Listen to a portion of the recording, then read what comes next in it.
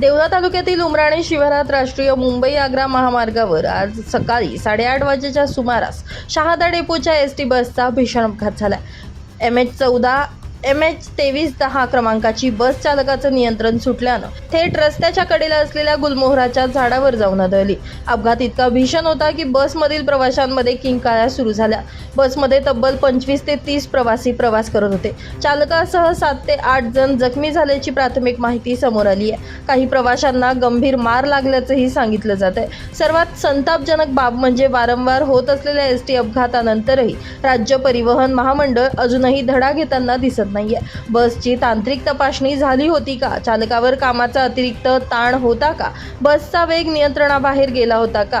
असे अनेक प्रश्न आता उपस्थित होत आहेत. प्रवाशांच्या जीवाशी खेळ सुरू आहे का असा संतप्त सवाल नागरिकांकडून केला जातोय. ग्रामीण भागातील नागरिक आजही एसटीवर अवलंबून आहेत. मात्र महामंडळाच्या ढिसाळ कारभारामुळे प्रवाशांचा जीव धोक्यात येत असल्याचा आरोप होतोय. अपघातानंतर परिसरातील नागरिकांनी धाव घेत मदत कार्य सुरू केलं.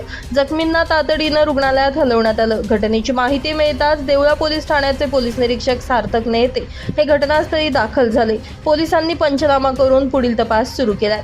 हा अपघात की निष्काळजीपणा याची जबाबदारी महामंडळ घेणार का असे एक ना अनेक प्रश्न आता या निमित्तानं उपस्थित झालेत.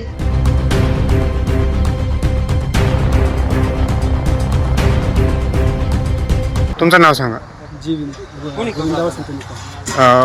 कुठले आहात तुम्ही? शहादा डेपो. गाडी आता कुठून कुठं जाणार होती? कशी काय झाली घटना? काही समज नाही साहेब ते. हां.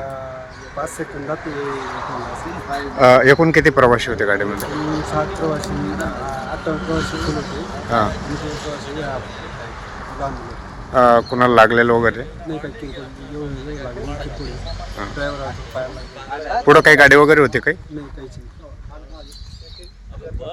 वेळोवेळी आपण जर बघतो तर या हायवेला स्पीड खूप असतो बसेसचा. तसं काही स्पीड वगैरे होता तुमच्या बसचा? काही स्पीड नाही. मदत काही इथं कमी मिळाली नाही की मिळाली चांगली? मदत तात्काळ मदत मिळाली. सगळे लोक जमावून गेले. 5-1 मिनिटात सगळं प्रवासी काढले. ब्युरो रिपोर्ट, नाशिक माझा न्यूज, नाशिक.